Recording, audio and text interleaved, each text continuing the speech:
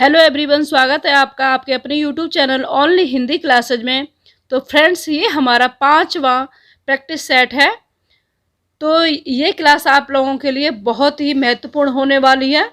अगर आप पूरे क्वेश्चन अच्छे से सॉल्व करते हैं, देखते हैं, पढ़ते हैं, समझते हैं, तो ये आपके लिए बहुत ही, अगर आपको समझ में नहीं आ रही है एक बार में, तो आप दोबारा लीजिए, क्योंकि ये क्लास बहुत बेहतरीन होने वाली है। तो शुरू करते हैं। हम सबसे पहले लेते हैं गद्यांश। तो फ्रेंड्स, आज मैं गद्यांश को पहले नहीं पढ़ूंगी, पहले मैं इसके प्रश्न देखती हूँ। उसके बाद वैसे भी इसमें से एक ही प्रश्न आता है, तो मैं इसके पहले प्रश्न देख रही हूँ। तो देखते हैं, हम इसका पहले प्रश्न करते हैं।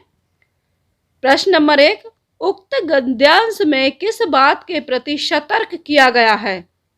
ए, बुद्धि के अतिरेक के प्रति, बी, कल्पना के अतिरेक के प्रति, सी, यथार्थ की एकांकी अभिव्यक्ति के प्रति, डी, सौंदर्य के अतिरेक के प्रति।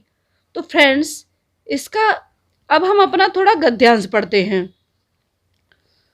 संसार में प्रत्येक सुंदर वस्तु उस सीमा तक है जिस सीमा तक वह जीवन की विविधता के साथ सामंजस्य की स्थिति बनाए हुए है, और प्रत्येक विरूप वस्तु उसी सीमा तक विरूप है जिस सीमा तक वह जीवन व्यापी सामंजस्य को छिन्न भिन्न करती है। तो इसका जो सही आंसर हो जाएगा वो हो जाएगा, इसका जो सही आंसर है वो वी हो जाएगा, कल्पना के अतिरेक के प्रति। प्रश्न नंबर 2 है, सुंदर वस्तु जीवन की विविधता के साथ क्या करती है? ए, व्यवस्थित, बी, विच्छिन्न, सी, समन्वय, डी, सामंजस्य। तो इसका क्वेश्चन नंबर 2 का जो सही आंसर हो जाएगा, हम इसको फिर पढ़ते हैं। यहाँ तक हमने पढ़ लिया है। अतः यथार्थ का दृष्टा जीवन की विविधता में व्याप्त सामंजस्य, और ये यहाँ इसमें भी दिया हुआ है, तो ये इसका सही आंसर हो जाएगा डी। क्वेश्चन नंबर 2 का जो सही आंसर है वो डी हो जाएगा। अब पढ़ते हैं क्वेश्चन नंबर 3। मलिक ने कहा कि कल छुट्टी रहेगी, यह किस तरह का वाक्य है? क्वेश्चन नंबर 3, ए, सरल वाक्य, बी, संदेह वाक्य, सी, मिश्र वाक्य, डी, संयुक्त वाक्य। तो क्वेश्चन नंबर 3 का जो सही आंसर हो जाएगा वो सी हो जाएगा, मिश्र वाक्य। क्वेश्चन नंबर 4 है, किसी कठिन शब्द को स्पष्ट करने के लिए किस विराम चिन्ह का प्रयोग होता है? ए, विवरण चिन्ह, बी, निर्देशक चिन्ह, सी, कोष्ठक चिन्ह, डी, उपविराम चिन्ह। तो क्वेश्चन नंबर 4 का जो सही आंसर हो जाएगा वो कोष्ठक चिन्ह हो जाएगा। क्वेश्चन नंबर 5 है, पढ़ रहा था, इसमें कौन सी क्रिया है? ए, संयुक्त क्रिया, बी, सामान्य क्रिया, सी, पूर्वकालिक क्रिया, डी, असामान्य क्रिया। क्वेश्चन नंबर 5 का जो सही आंसर हो जाएगा वो ए हो जाएगा, संयुक्त क्रिया। क्वेश्चन नंबर 6, प्राचीन शब्द विशेषण के किस प्रकार में आता है? ए, सार्वनामिक, बी, परिणामवाचक, सी, संख्यावाचक, डी, गुणवाचक। क्वेश्चन नंबर 6, इसका जो सही आंसर हो जाएगा वो डी, गुणवाचक हो जाएगा। प्रश्न नंबर 7 है, बुढ़ापा एक प्रकार का अभिशाप है, रेखांकित शब्द की संज्ञा है। ए, भाववाचक, बी, जातिवाचक, सी, व्यक्तिवाचक, डी, समूहवाचक। बुढ़ापा इसका जो सही, क्वेश्चन नंबर 7 का जो सही आंसर हो जाएगा वो ए हो जाएगा, बुढ़ापा, बचपन, ये भाववाचक संज्ञा है। क्वेश्चन नंबर 8, पानी में कुछ गिर गया है, रेखांकित शब्द का सर्वनाम चुनिए। ए, निश्चयवाचक, बी, अनिश्चयवाचक, सी, प्रश्नवाचक, डी, संबंधवाचक। क्वेश्चन नंबर 8 का जो सही आंसर हो जाएगा वो बी हो जाएगा, अनिश्चयवाचक, क्योंकि पानी में कुछ गिर गया है, अब ये नहीं पता है गिर क्या गया है, तो ये मतलब निश्चित नहीं है, इसलिए ये अनिश्चयवाचक हो जाएगा। क्वेश्चन नंबर 9 है, किस वर्ण का उच्चारण स्थान कंठ तालु से होता है? ए ओ, बी ए, सी ह, डी छ। क्वेश्चन नंबर 9, इसका जो सही आंसर हो जाएगा वो ए हो जाएगा। ये अगर आपको उच्चारण स्थान नहीं आते हैं तो मैंने अपने चैनल पर वीडियो बना रखा है, तो आप जाके वहाँ देख सकते हैं और कहीं से भी देख सकते हैं। क्वेश्चन नंबर 10, विद्वान शब्द का स्त्रीलिंग क्या होगा? ए विदुषी, बी विद्वंती, सी विद्यामती, डी विद्यावंती। क्वेश्चन नंबर 10 का जो सही आंसर हो जाएगा वो ए हो जाएगा। विद्वान शब्द का स्त्रीलिंग हो जाएगा विदुषी। क्वेश्चन नंबर 11, नीचे दिए गए शब्दों में से तत्सम शब्द का चयन कीजिए। ए धरती, बी कड़ना, सी नारियल, डी कांच। क्वेश्चन नंबर 11, इसका जो सही आंसर हो जाएगा तत्सम, इसका सही आंसर हो जाएगा गणना। 11 का सही आंसर बी गणना हो जाएगा। क्वेश्चन नंबर 12, अत्यंत में कौन सा उपसर्ग लगा है? ए अधि, बी अति, सी अन, डी अब। क्वेश्चन नंबर 12 का जो सही आंसर हो जाएगा वो बी हो जाएगा, इसमें अति उपसर्ग लगा हुआ है। क्वेश्चन नंबर 13, भाववाच्य का उदाहरण है।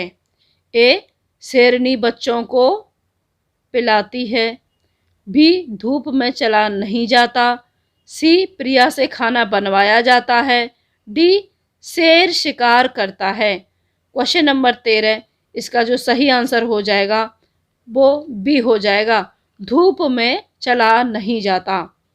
क्वेश्चन नंबर 14, पंचवटी में कौन सा समास है?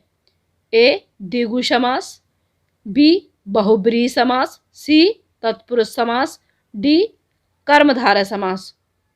द्विगु पंचवटी 5 वटों का समाहार, तो इसमें हो जाएगा द्विगु समास। क्वेश्चन नंबर 14 का जो सही आंसर है वो ए हो जाएगा। तत्पुरुष समास में विभक्तियाँ आती हैं, बहुब्रीहि समास में ज़्यादातर तो सभी देवी देवता आ जाते हैं, कुछ अपवाद को छोड़ करके। कर्मधारय जहाँ विशेष्य और विशेषण के बारे में बात की है। क्वेश्चन नंबर 15, जहाँ बिना कारण के कार्य का होना पाया जाए वहाँ कौन सा अलंकार होता है? ए विरोधाभास, बी विभावना, सी वक्रोक्ति, डी विशेषोक्ति। क्वेश्चन नंबर 15 का जो सही आंसर हो जाएगा वो विभावना अलंकार हो जाएगा। क्वेश्चन नंबर 16, गोद लिया हुआ पुत्र के लिए एक शब्द है। ए दत्तचित्त, बी दत्तक, सी त्याज्य, डी दंपति। तो क्वेश्चन नंबर 16 का जो सही आंसर हो जाएगा वो हो जाएगा बी दत्तक। क्वेश्चन नंबर 17, आँख का पर्यायवाची शब्द कौन सा नहीं है? तो नहीं पूछा है इसलिए यहाँ टिक कर लेंगे। ए चक्षु, चक्षु तो है, बी लोचन, लोचन भी है, सी अच्छ, अच्छ भी इसका है। तो क्वेश्चन नंबर 17 का जो धात्री है ये नहीं है। क्वेश्चन नंबर 17 का जो सही आंसर हो जाएगा वो डी हो जाएगा, धात्री। क्वेश्चन नंबर 18, किस रस को रसराज कहा जाता है? ए श्रृंगार रस, बी वीर रस, सी शांत रस, डी करुण रस। क्वेश्चन नंबर 18 का जो सही आंसर है वो ए है, श्रृंगार रस को ही रसराज कहा जाता है। क्वेश्चन नंबर 19, पद्मावत किस भाषा में लिखा गया है? ए अवधी, बी ब्रजभाषा, सी खड़ी बोली, डी फारसी। क्वेश्चन नंबर 19 का जो सही आंसर हो जाएगा वो अवधी हो जाएगा, पद्मावत अवधी भाषा में लिखा गया है।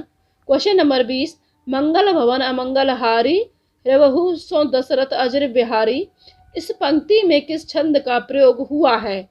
तो क्वेश्चन नंबर 20 इसका जो सही आंसर हो जाएगा, इसका सही आंसर है बी, चौपाई। फ्रेंड्स, तो ये कुछ नोट्स हैं जो मैंने अपने हाथ से बनाए हुए हैं, तो एक बार हम इनको भी समझते हैं। प्रश्न नंबर 1, जिसके पास कुछ न हो उसके लिए उपयुक्त शब्द है। जिसके पास कुछ न हो, अंकेचन, अंके, ये अंकेचन। प्रश्न नंबर 2, गुरु के समीप रहकर शिक्षा ग्रहण करने वाले के लिए एक शब्द है, अंतेवासी। ये बहुत ही इम्पोर्टेंट शब्द हैं। प्रश्न नंबर 3, जो आशा से परे हो, वाक्यांश के लिए एक शब्द है, आशातीत। प्रश्न नंबर 4, मच्छी का किसका तत्सम शब्द है।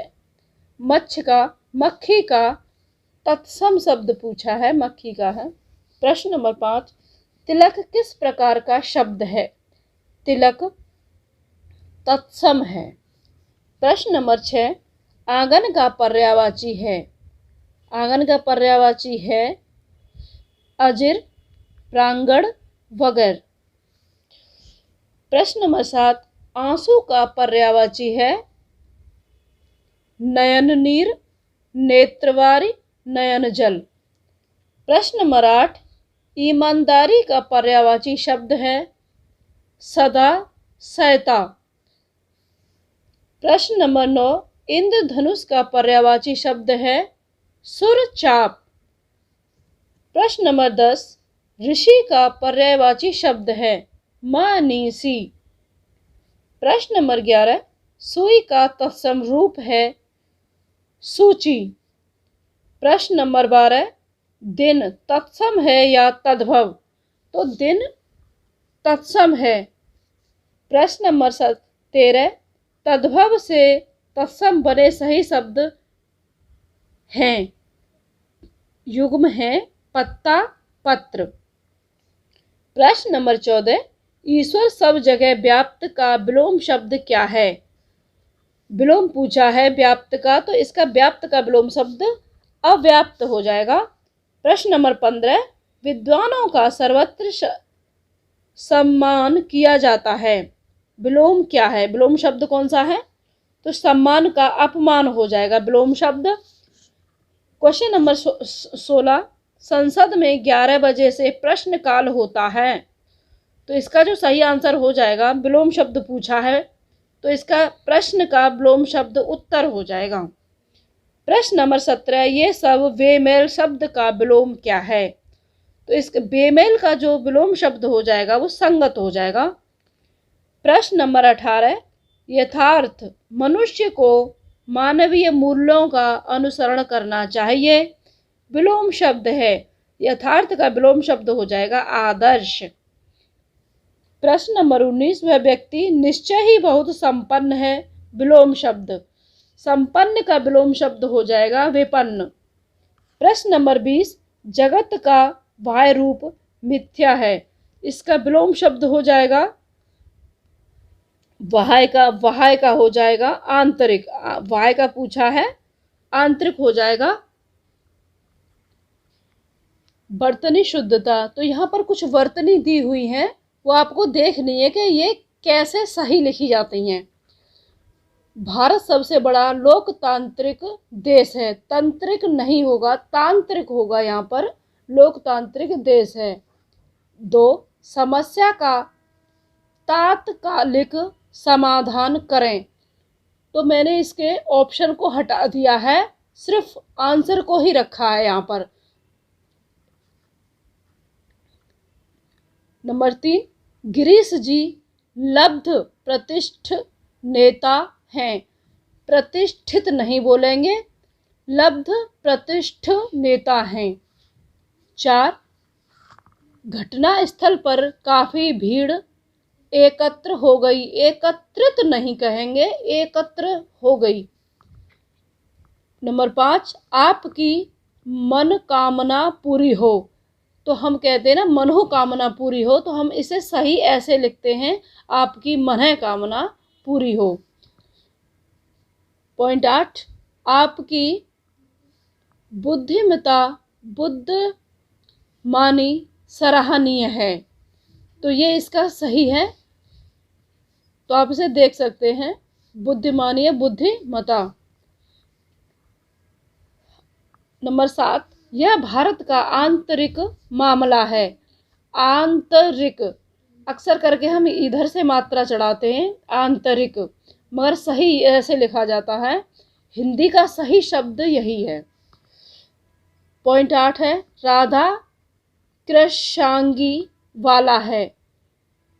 ये इस तरह से रा उड़ेगा, कृशांगी वाला है।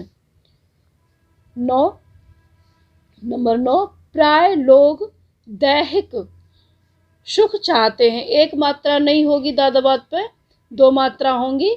दैहिक सुख चाहते हैं। प्रश्न, बेमनस्य का विलोम शब्द है। तो विलोम शब्द फिर से आ गए हैं। बेमनस्य का विलोम शब्द है सोमनस्य। वक्र का विलोम शब्द है, वक्र का विलोम शब्द ऋजु। रसों में श्रृंगार रस प्रधान रस है, विलोम शब्द क्या है? गौड़ है। कमल का पर्यायवाची शब्द सतदल, 7 पंखुड़ी वाला, तो इसको सतदल कहेंगे। और इसकी जो 7 पंखुड़ियां हैं वो कामदेव का पर्यायवाची शब्द मनमथ, मनमथ है। तो कोयल का पर्यायवाची शब्द काकपाली। तो जो कौवा होता है अपने बच्चों के साथ साथ कोयल के बच्चों को भी पालता है। झरना का पर्यायवाची है प्रपात निर्झर। चंद्रमा का पर्यायवाची शब्द है शशांक, शशांक। वह कृश का व्यक्ति दौड़ने लगा, इस वाक्य में विशेष्य है, विशेष्य है, तो इसका ये है व्यक्ति। मैंने सिर्फ आंसर ही लिखे हैं, इसके ऑप्शन नहीं लिखे हैं। जिस विकारी शब्द से संज्ञा की व्याप्ति मर्यादित होती है उसे कहते हैं विशेषण, उसे कहते हैं विशेषण। तो फ्रेंड्स, आपको मेरी क्लास कैसी लगी? फ्रेंड्स, मैंने बहुत ही चुनिंदा क्वेश्चन रखे हैं, तो मैं आप लोगों से रिक्वेस्ट करूंगी कि आप इस क्लास को देखें और बार बार देखें। और ये जो शब्द मैंने यहाँ पर लिखे हैं, तो मात्राओं का और बिंदी का आप अनुनासिक जिसे कहेंगे, तो उसका अच्छे से ध्यान कर लें, क्योंकि ऑप्शन में जब 4 ऑप्शन दिए होते हैं तो अक्सर करके हम गलतियाँ कर जाते हैं।